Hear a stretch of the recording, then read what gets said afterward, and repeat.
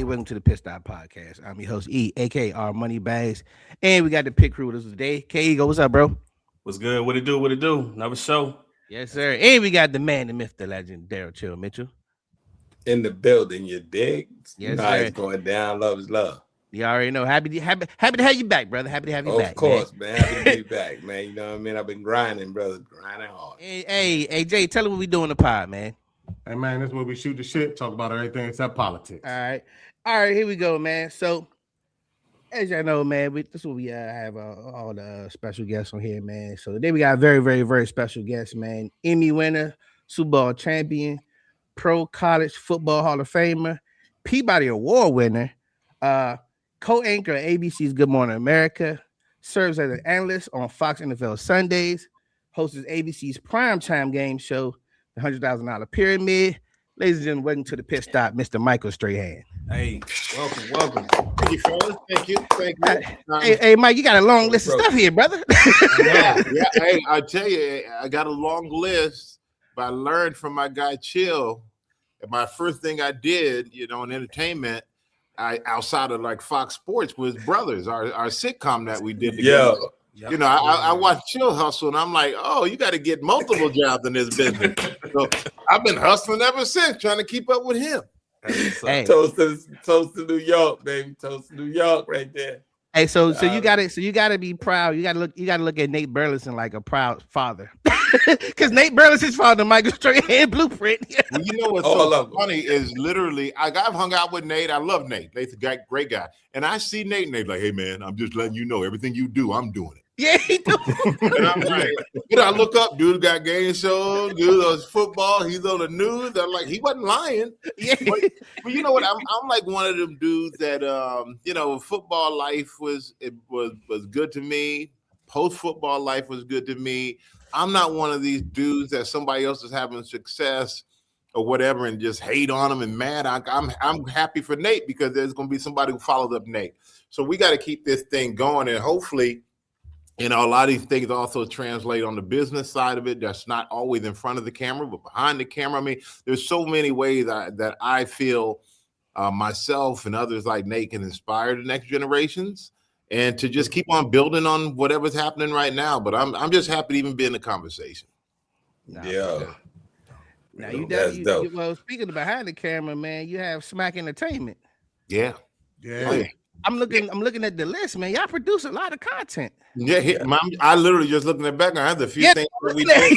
Coach Prime, we did Coach Prime. We did the Madden doc. We did the evolution of the black quarterback with Michael Vick, and we have a new show called Coach Vick. That the Coach Vick experience is coming out. That's on BET, correct? That's going to be on BET, correct? Yeah, that's going to be on BET. We have a new movie coming out called Madden with David O. Russell directing. Nicolas Cage plays John Madden. Yeah, I did see that. Davis. Yeah, so we got a lot of stuff cooking, man. We stay constantly working. We Jamaicans over here, man. Way. Like Cuzzo said up there, when the iron hot, you got to strike every time. Gotta strike, baby. I tell you, man. I look at it like this. At some point, people gonna get tired of it. They're gonna get tired of seeing me. They're gonna get tired, or my time is come and gone. So take advantage of it while I'm here. Absolutely. But I think it's also, for me, it's always been important to stay busy. I don't mind. For me, puts me in nothing but trouble, I think. And I feel like I want to do things that I'm doing a lot more things that aren't requiring for me to be in front of the camera, which is great. I have the business end of it too, with other business outside of Smack. Which has been great as well, but just always evolving, man. I think we as people, and I felt like this when I first retired from football, is that whenever I tried to get into something else, I always went into a room and felt like, oh man, they're gonna look at me as this football player. And the connotations are, oh, football players aren't that smart or aren't that whatever. They're just good at football. Or you always have a lot of people I felt used to look and go, okay, you had the good sprinkles on you to play football. That's good. You shouldn't be able to do anything else. You've had your moment in the sun, or like all the good that could happen in your life. But as you all know, that's a very small part of your life. And I always wanted to do more stuff. So I'm glad that I've been able to have good things happen to me outside of the game, and people accept me for to be able to do things outside of just play football, because you kind of get put in that box, I feel. And in all seriousness, Chill was one of the first guys. And I mean, he could tell you we met at a Nets game. Yeah, no, Wow. I'm gonna tell this story, bro. Okay. So me and my brother-in-law goes to the net game. We chilling, we watching the game down in Jersey. So all of a sudden this dude come walking up, and as he's walking up, like the lights started going out. It started getting a shadow. That was like 30 pounds ago, Chill. I was a little carrying a little baby weight. Yeah, all right. Then he was like, yo. He said, my man. He said, yo, bro, I seen your story, bro. He said, I was saying my girl, I was, yo, that's my dude right there, man. He said, because he had seen the accident on Access Hollywood. Mm-hmm. He ain't know. Nobody ain't seen that. He's like, yo, not as his boy, he knew me from movies, television. Chopped up, said, are you good? I said, I'm good, man. He said, yo, dude, listen, if you ever need me for anything, just holler. Soon and behold, man, my manager came to me like, yo, listen, man, they got an idea. They possibly want to shoot a TV show. Can you think of anybody? I was like, should have never said that to me, boy. I said, yo, y'all got to find Michael Strahan, man. I said, that'll be a whole different swag, because me, and then it's like, he, you know, him do what he do, but he got to take care of his brother. And it's, yo, man, I called him, man, was like, yo, let's do it.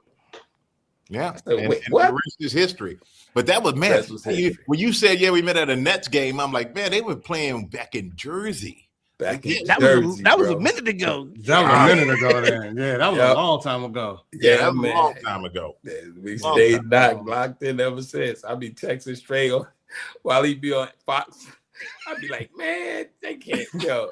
I be counting straight words. I said, straight, they give me more words. Why? What's going on here? No. You know what? You know what? I gotta tell you, Fox is crazy. It's so much fun, man. I mean, that's as close as I'll ever get to being in a locker room again, because you're around all these guys, and we're all brothers. Right. Yeah. We on a group chat, and we talk every day, even all season. But there's no ego involved, because all of us have won Super Bowls. Yeah. All of us have kind of been at the top of our games or the top of the game. We look at Fox, it's like it's gravy on life. Yeah. And so so we don't go, oh, you talk more than I talk. We don't even care, because we're like, we're back next week, and we're gonna have a great time, and we're gonna get in this green room and cover avocado room, we call it, and cut up with each other and just have fun. And I have a philosophy: the less you talk, the less of a chance you got to screwing something up. Yeah, but it's dope, man. Y'all got. I've been to the set while they do the show. Yeah, crazy. But I want to know what that group chat looked like. Hey, if you want that show to continue, you don't need to see that. They put that show off the air if they saw some. Hey, especially I know with Bradshaw on that joint. I know Bradshaw. Wait to get Bradshaw doing like voice texting. And you know that stuff don't. I'm like, you got to proofread it, man. Yeah. You gotta proofread it. You do. It'd be off a little bit, yeah. Mike, let me ask you a question. I mean, I know we talking football, and I know all the other things you got going on. The Smack Entertainment, all the stuff we see, Coach Prime, the game, the evolution of black quarterbacks, things like that. But I want to know, I always ask this question, was football your first love? Because that's what we know you for, of course, initially. Was that your first love, or has it always been something different? Like, did you always want to grow up knowing that you were going to be a football player? No. We moved to Germany when I was 9. So when I was 7 and 8 years old, we were at Fort Bragg, North Carolina, because my dad was a paratrooper. So I played defensive end at 7. I played offensive guard and tackle at 8 years old. We moved to Germany when I was 9. I pretty much didn't play football. And when I was 13, my brothers were making fun of me, and they called me Bob. And I'm the youngest of 6 kids. So Bob, what does Bob mean? And they were like, oh, it means booty on back. You can grab your wallet like that. You ain't got to go back there. And it devastated me, man. So I went home crying, bought the Jane Fonda workout video. I ain't lying to you. I bought James Fonda workout. What? And then I bought the Herschel Walker workout book. Because, Herschel Walker's all about push-ups and sit-ups. Yeah. The University of Georgia, first round pick, went to USFL. But I went to Heidelberg, Germany, the next town over. At 13, I met him because he was on a promo with Polaroid. So I had a Polaroid with him at 13. And I just started working out during commercial breaks during TV shows. And my dad saw that. And he was like, if you're willing, what are you doing? I explained it. Trying to literally work my ass off. And he said, well, if you're willing to do that, I'll work out with you. So he would get Muscle and Fitness magazines, come up with all these bodybuilding weight programs, take me to the gym 5 days a week. On the weekends, we had to go run in the morning. Wow. And he just put me through the paces and I think that gave me the work ethic, the ability to work out on my own, to be self-motivated. And it also taught me if you don't like something about yourself, it's up to you to change it. No one's going to fix or change something, and not just in your physical appearance, but just in your life. You got to do it yourself if you really want. You have to figure out the way to make that change. And yeah, football, no. I used to watch it on TV like every kid in Germany, sitting in front of the TV, and the time difference was crazy. So Monday Night Football, I used to have to tape and watch it Tuesday morning or get up super early Tuesday morning to watch it. In my senior year of high school, my dad said, you want to play football? I'm like, yeah. And he shipped me back to Houston to live with my uncle for 5 months. And you ain't start playing your senior year? My senior year. And I played at Westbury High School, got one scholarship, went to Texas Southern, HBCU right there in Houston. HBCU. Yeah, same here, HBCU grads. All of us grads. All of us HBCU grads. Yep, and all of us learned a lot of great stuff except for Jay down there with that damn cowboy hat on. But other than that, I didn't plan on being a football player. But my dad was always talking about when. My dad's never said if. So my dad would be like, well, when you when you're in college and when you do this and when you do that. And then when I got a little old, when you're going to the pros and when, he always said when, he never said if. So in my mind, I never believed that I couldn't do anything because it was always when. So my mind is programmed and a lot of other stuff, like all this stuff that I do in my life. If I see something I want to do, it's a matter of time when it's going to happen. I don't think, if that happens, I think it's impossible. And I think that's literally like almost brainwashing from my dad. But yeah, football was just something that kind of happened. My dad said I was going to be good at it. He said I was going to go pro. He said I was going to do this and I was going to do that. And I never wanted to let him down. So I just worked at it until it happened, to be honest with you. Real quickly, it was lead me to a question. So what is one book that you read that changed your life? Because usually people's super successful like that, they always read. And they always have like one book or something. So what's never that? I ain't gonna lie to you. I'm not a dude who's gonna say read a book like that.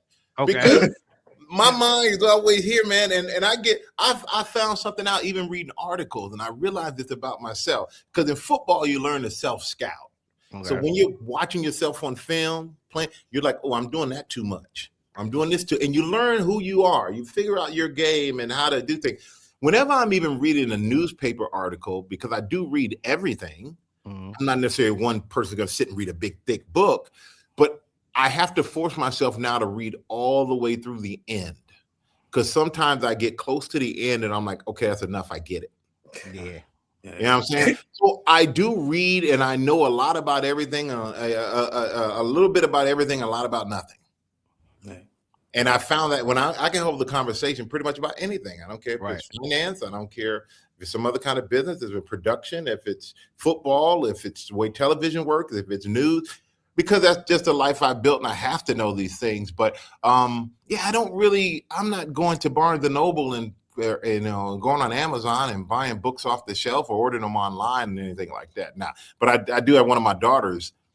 This is a perfect example of my twins, and I used to take them to Barnes and Noble and say, okay, go and get whatever books you want. And Sophia, the younger twin, she comes back and she got 10 books and all these crazy things. Then Isabella comes back and she's got like 1 or 2 books in the magazine. We go, I pay for the books. We go home. A week or so later, I'm like, okay, how's the book going? So Phil's like, oh, I've read 8 of them. I got 2 more to go. And she's reading them at, different books all in the same day, just, different stories, but not like one book at a time. It's crazy. Then I go to see Isabella. I say, well, how's your reading going? She go, oh, I'm going to start tomorrow. She's more like me. I kind of get to that tomorrow. Yeah, man. But I love football. And I tell you, I think starting late was the best thing for me, and working out without playing football was the best thing for me. Saved your body up. Yeah. And I was still interested in the game. Even when I retired, I was still so interested in football. I never thought I knew everything. And that helped me. He still had an itch too, bro. We used to be on stage. Interest in an itch. He be hitting the director's podium. Just hit it out of nowhere. I'm like, what's wrong with you? That was right. That's just right now. I feel like I gotta hit something. Hey, you gotta get it out, man. Hey, Mike, I want to ask you something. Staying right here with football, real quick. I wanted to ask you, defensive end, 15 years with the Giants. You've been through the highs, lows. You ended on a high, going out with the Super Bowl, beating Tom Brady twice. Thank you, because I'm a Raider fan. Just had to put that in there. Well, now he owns the Raiders, so there you go. Yeah, I know. Oh, yeah, I know. But Myles Garrett, defensive end, the Cleveland Browns, been there his whole career. Max Crosby, defensive end, Pro Bowl star. They're one of the best 2 defensive ends in the league. They're at a point in their career where people is in their air if they should leave or not. Go, leave the team. But, I looked at your career. You stuck through it. And, eventually you won your Super Bowls. What would be a good advice to those 2 players or where their head is at right now? Oh, man. I mean, it's tough. I think the game has changed. I mean, when I first came into the league, we didn't have the free agency system quite how they have it now. As a player, I couldn't have gone, get me out of here. It really didn't work that way. I think for these 2, they both have deals with their teams. It seems like somebody would probably be moved. I look at it and think players now look at what I have to do what's best, for me right now, and not that I never looked at it like that, but I was under the impression that maybe it's a military background. Get your team right. You stay here and you fight through and get your team right. You know what I mean? Just this is where I'm at, and I'm going to make this great. I'm not going to hop around trying to search for what is great. I'm going to build what we got here and make this at home great.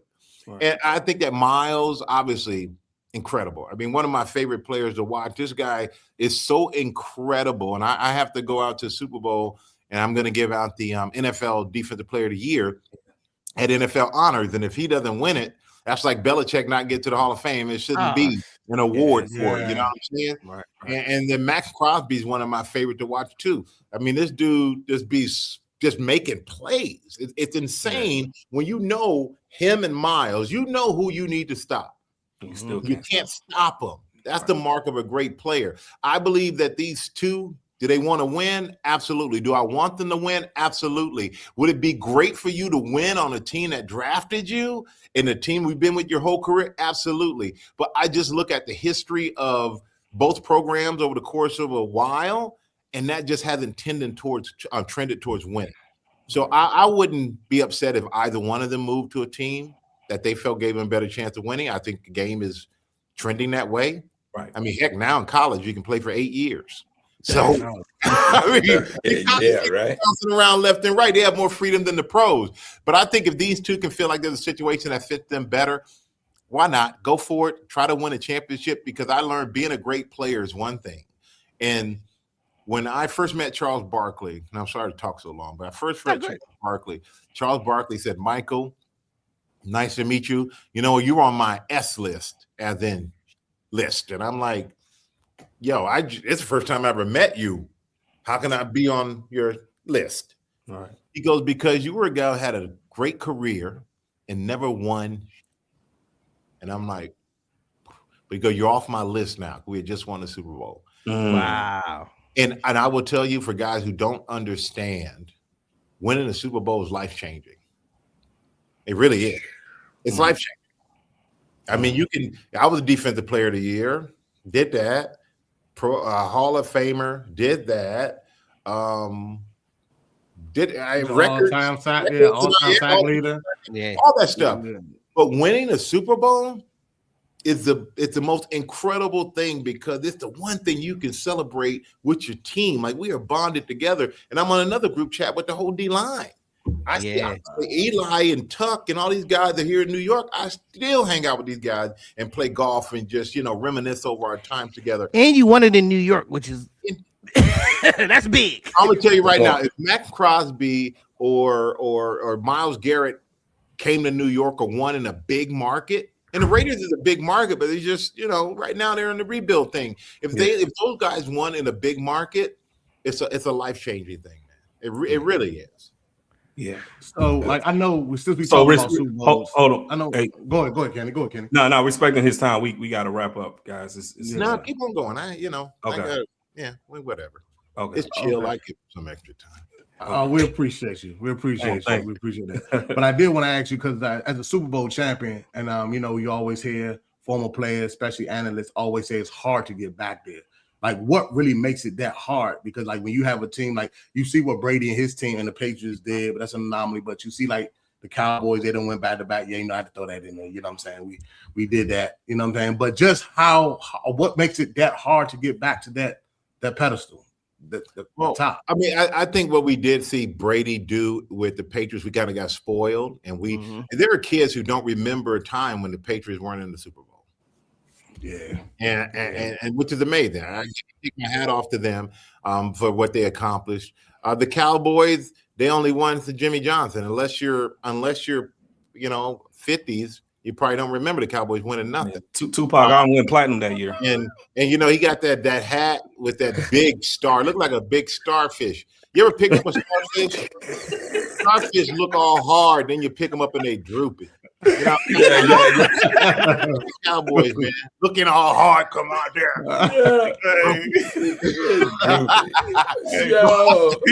He said the whole time he was gonna wear this hat, Mike, and it just backfired on him. It don't bother me. No. I mean, you know what? We've been in 2 Super Bowls and they've won one, so it's all good. We've won. No, we've been in 3. We've won 2 of the 3. That's right. Yeah. Right. But you're living off memories, man. Delusion is real in this world. So, hey, man. Hey, listen, you got to remember the good times to get to you got to remember your good times. You got to remember where you've been. At some point, them good memories start to fade. You know what I'm saying? Because it's been so long. Yeah. You got to remember where you've been to go with the What kind of medicine they got from memory? Because that's what you're going to start taking some of that. That's they going to need, right? Yeah, you're going to have to go on YouTube to see y'all win. That's crazy. Get him. Keep it going. Keep it going.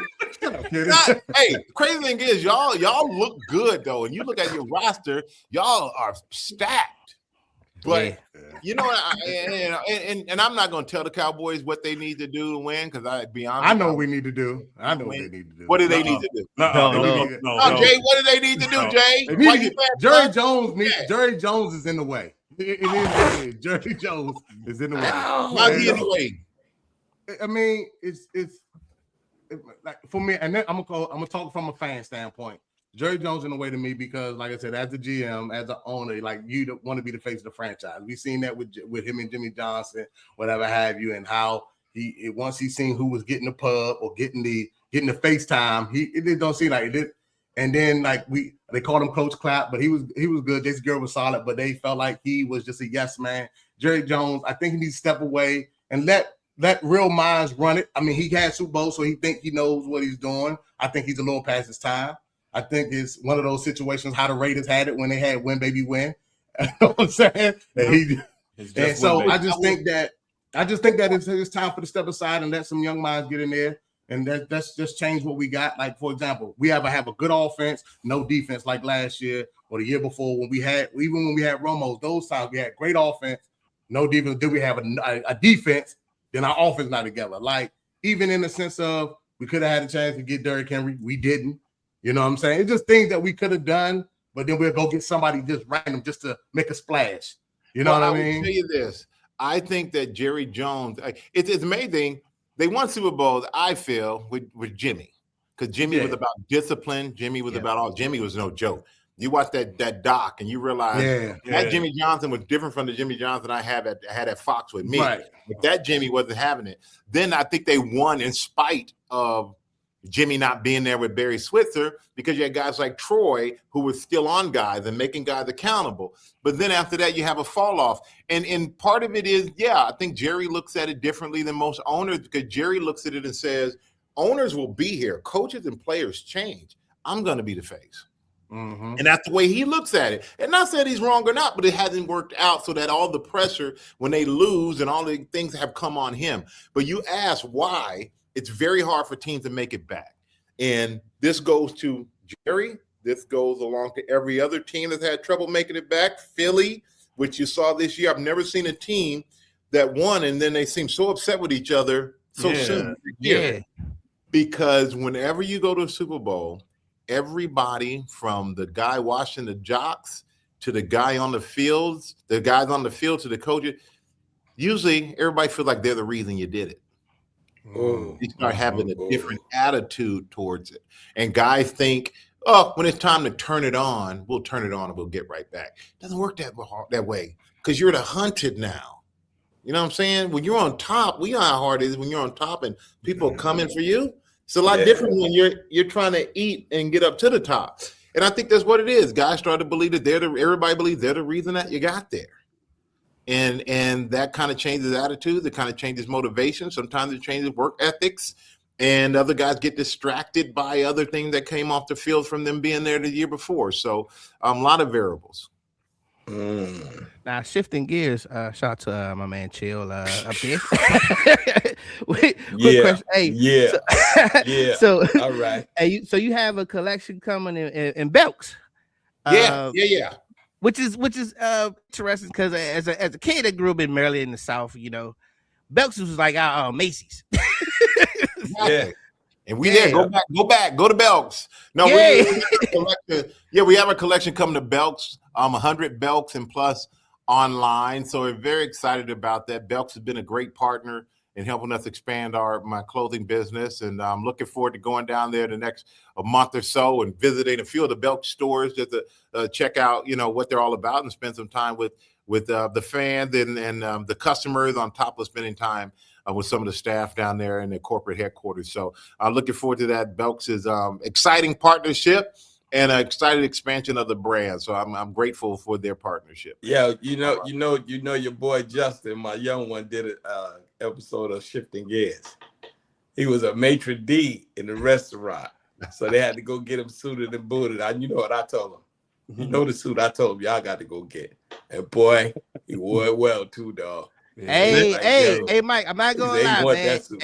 Hey, Mike, your suits wear good, man. I had to get one for Yes, I was sir. at a Men's Warehouse, and I'm getting one for my birthday, and I had a nice little navy blue joint, man. I said, "That's nice fit, man." But the crazy thing is, like, I'm in a suit all day, every day, and then then I'm casual outside of that. So we have a casual line as well. But it's just organic. It's real. Like, I gotta wear them every day, but I didn't want. I'll be honest with you. I'm not gonna go out and buy some $10,000 suit. You know what I'm saying? It just makes no sense to me. And I don't think that makes sense for most people. So it was just important to make a great quality, great suits, great fabrics, great look, great fit, but also at great price. I mean, we got a lot of things in our lives that cost money, and you want to look good, feel good, you play good, as Dion say. He used to say, you look good, you feel good, you play good, they pay good. But you just want to do that, but not blow up your bank account, man. So I'm happy we're able to provide that to people out there. That was the most important thing to me. Thank you. Hey, Mike, man, you people telling me you got to go, man. So definitely we at the Pitt Stop, we appreciate you, man, for joining us, man. Definitely is an honor, man. Chill. And one quick thing before we go, we have a thing called the victory lap. So the victory lap where you give somebody a gem. We wrapping up the show, so just give us a gem for to leave with. I think the gem that I will leave you with is that in your life, no one will doubt you more than you doubt yourself. Okay? All right. But you got to work your way through that. You got to believe in yourself. And it is a matter of when, not if. Don't ever think in terms of if, because if you think if, there's doubt. If I do this or if I do that. When you say when, There is no doubt. May not happen today, may not happen tomorrow, but if you say win and you keep that mentality and you see where you want to go, you'll look up one day and you'll be there, because it's just a matter of when it's going to happen. And that's my drop in the gym at the end of the show. But I appreciate you guys, man. Chill. I love you. You're my brother. Rest of you, you're now officially my brothers, even though you got to appreciate that. We can work that. Making better decisions with your life there, Jay. But you know what? I love you guys, man. I appreciate it. Always good to see some HBCU brothers doing well. Yes, sir. Thank you so much. Appreciate you. Thank you for blessing the show. We appreciate you for blessing the show. Man. Yes, sir. All right, fellas. All right. Yo, catch us on YouTube, man. YouTube channel at the Pitt Stop Podcast. That's where you can find the video portion. Apple, Spotify for audio. Make sure y'all subscribe, comment, hit that like button for us, man. So the Pitt Stop Podcast. I'm not gonna spell it, Jay. I ain't gonna spell it. Nah. Smell it.